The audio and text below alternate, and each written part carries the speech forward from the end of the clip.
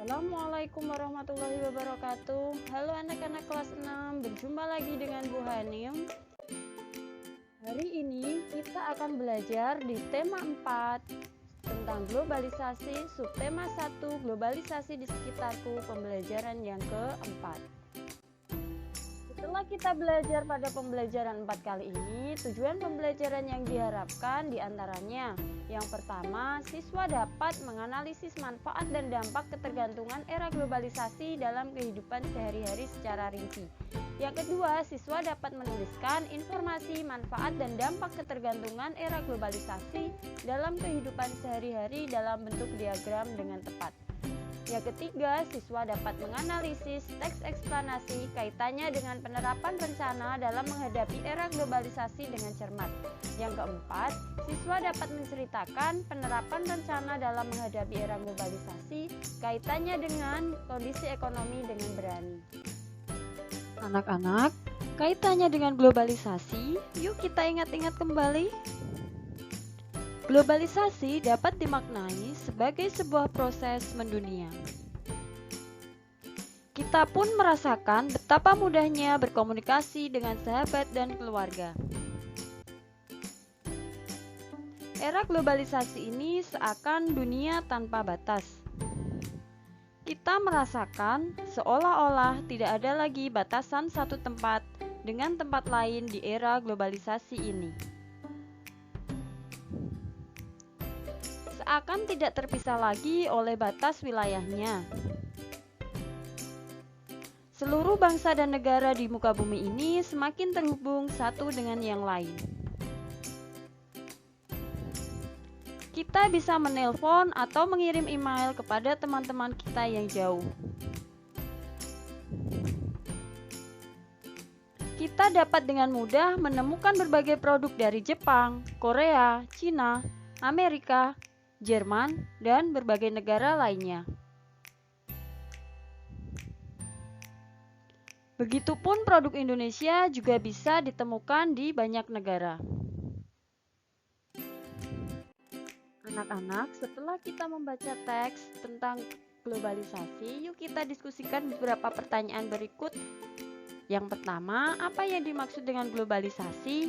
Berikan contoh dalam kehidupanmu sehari-hari. Globalisasi adalah sebuah proses yang mendunia. Contohnya, pada zaman dahulu ketika kita ingin berkomunikasi dengan saudara kita, dengan kerabat kita yang jaraknya jauh, kita dapat menggunakan surat. Ketika kita berkirim surat, maka kita membutuhkan beberapa waktu hingga surat tersebut sampai, dan kita juga perlu menunggu beberapa waktu untuk menerima balasan tersebut. Namun, di era globalisasi, kita dapat lebih mudah dan lebih cepat dalam berkomunikasi. Dengan kecanggihan teknologi, kita dapat menggunakan WA, menggunakan SMS, atau melalui telepon untuk berkomunikasi dengan saudara kita. Selain itu, kita juga dapat melalui WhatsApp, Telegram, atau media sosial lainnya. Sehingga kemudahan dalam berkomunikasi dapat dirasakan. Selanjutnya, apa yang dimaksud dengan ungkapan dunia tanpa batas pada teks di atas? Ungkapan dunia tanpa batas pada bacaan di atas maksudnya, di era globalisasi ini seakan-akan batasan dari satu wilayah dengan wilayah lain tidak ada. Kita dapat lebih mudah berkomunikasi dengan saudara kita walaupun jaraknya berjauhan. Kita dapat berkirim pesan melalui WhatsApp atau media sosial lainnya, serta dapat berkirim email sehingga komunikasi dapat terjalin lebih cepat. Selain itu, kita dapat menikmati produk-produk dari negara luar dengan lebih cepat tanpa kita perlu datang ke sana. Misalnya saja kita dapat berbelanja melalui aplikasi online. Selain itu, orang-orang di luar negeri dapat juga menikmati produk dari Indonesia. Kegiatan ekspor-impor merupakan salah satu kemudahan dalam era globalisasi ini. Pertanyaan selanjutnya, apa pengaruh globalisasi yang kamu rasakan saat ini? Iya, benar. Dengan adanya globalisasi ini, banyak pengaruh yang dirasakan. Salah satu hal yang dirasakan yaitu kemudahan dalam bertransaksi, dalam berkomunikasi, dan dalam melaksanakan kegiatan jual beli. Karena di era globalisasi ini, dengan kecanggihan ilmu pengetahuan dan teknologi, kita dapat lebih mudah untuk berkomunikasi dengan orang-orang yang jaraknya jauh. Selain itu, banyaknya media online, kita dapat berbelanja secara online tanpa harus bertemu antara penjual dan pembeli, dan kita dapat bertransaksi secara online. Dalam menghadapi era globalisasi ini, setiap keluarga pastilah memiliki keragaman ekonomi yang beragam. Keberagaman tersebut dapat dipengaruhi dari mata pencaharian yang berbeda. Misalnya, ada yang sebagai petani, ada yang sebagai nelayan, sebagai buruh pabrik, TNI, Polri, polisi, guru, atau pekerjaan yang lainnya. Untuk mengenal informasi lebih lanjut, ayo kita baca teks berikut. Keragaman ekonomi di era globalisasi. Globalisasi memberikan dampak positif bagi banyak orang. Salah satu dampak positif globalisasi dapat dirasakan dalam bidang ekonomi. Globalisasi berjalan dan berkembang seiring dengan perkembangan teknologi informasi. Teknologi juga memberikan peluang baru dalam perkembangan perekonomian di suatu negara. Masyarakat Indonesia sebagian besar sudah memanfaatkan perkembangan teknologi dalam perekonomian. Banyak pengusaha yang memasarkan produknya secara daring atau yang kita kenal dengan istilah online. Pemanfaatan teknologi dalam pemasaran memberikan keuntungan, seperti tidak memerlukan biaya transportasi untuk bertemu penjual atau pembeli. Pemanfaatan teknologi tidak hanya dilakukan oleh pengusaha-pengusaha yang menghasilkan produk dalam kapasitas besar. Pengusaha yang baru merintis usaha juga menggunakan kehadiran teknologi seperti memanfaatkan media sosial untuk pemasaran. Globalisasi juga menciptakan lapangan pekerjaan baru. Banyak masyarakat yang berlomba memanfaatkan perkembangan teknologi untuk memperoleh penghasilan. Bukan hanya pengusaha yang menghasilkan produk saja, masyarakat yang mempunyai keahlian juga dapat memasarkan keahliannya di internet dengan mudah. Misalnya jasa desain yang memanfaatkan teknologi komputer dan mempromosikan hasil karyanya secara daring. Bahkan, kemajuan teknologi juga memberikan inspirasi kepada perusahaan untuk membuka jasa ojek daring, seperti Gojek dan Grab.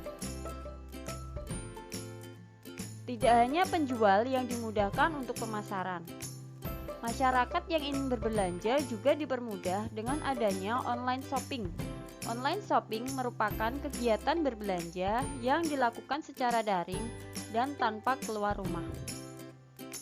Masyarakat hanya menggunakan aplikasi online shopping seperti Bukalapak, Tokopedia, Shopee, Lazada, dan sebagainya untuk memesan barang yang akan dibeli. Perkembangan teknologi di era globalisasi tidak serta-merta mengubah tatanan masyarakat. Banyak masyarakat yang terbantu dengan kehadiran teknologi. Sebagai contoh, orang yang membuka jasa potong rambut dipermudah dengan adanya mesin potong rambut. Dengan perkembangan teknologi tersebut, orang yang membuka jasa potong rambut akan lebih mudah dan cepat saat memotong rambut pelanggannya.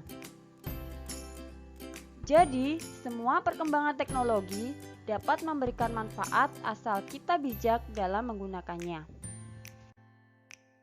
Anak-anak, setelah kita membaca teks tadi, ayo kita diskusikan beberapa pertanyaan berikut. Yang pertama, berdasarkan teks tersebut, sikap apa yang harus dikembangkan generasi muda Indonesia di era globalisasi? Nah, sikap yang harus dikembangkan generasi muda Indonesia di era globalisasi adalah sikap pantang menyerah, kreativitas dalam berusaha, dan keterampilan diri. era globalisasi ini, kita dapat menggunakan iptek untuk berusaha atau untuk menciptakan suatu lapangan kerja. Kita tidak harus menghasilkan suatu produk untuk berjualan, tetapi kita dapat menggunakan jasa sehingga kita harus melatih keterampilan diri. Pada bacaan tersebut dicontohkan misalnya seorang pemotong rambut. Menjadi seorang pemotong rambut harus memiliki keterampilan diri dalam menggunakan alat-alat potong rambut, sehingga dalam menyelesaikan pekerjaan tersebut dapat lebih mudah dan lebih cepat dalam melayani pelanggan. Yang kedua, apakah kehadiran teknologi selalu memberikan manfaat? Mengapa?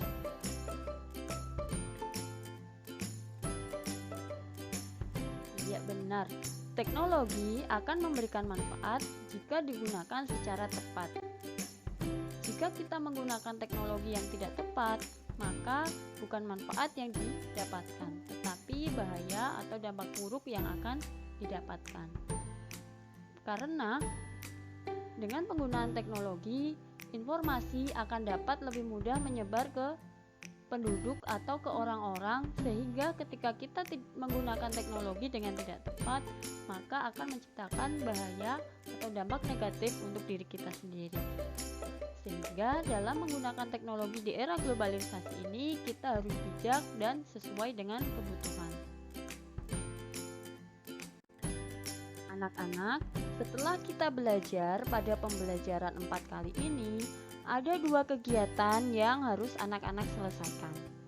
Kegiatan yang pertama, di era globalisasi ini, produk atau alat-alat apa saja yang sering kalian gunakan dalam kehidupan kalian sehari-hari. Lalu, silakan kalian tuliskan apa keuntungan dan kelemahan atau kerugian dalam menggunakan produk alat-alat tersebut.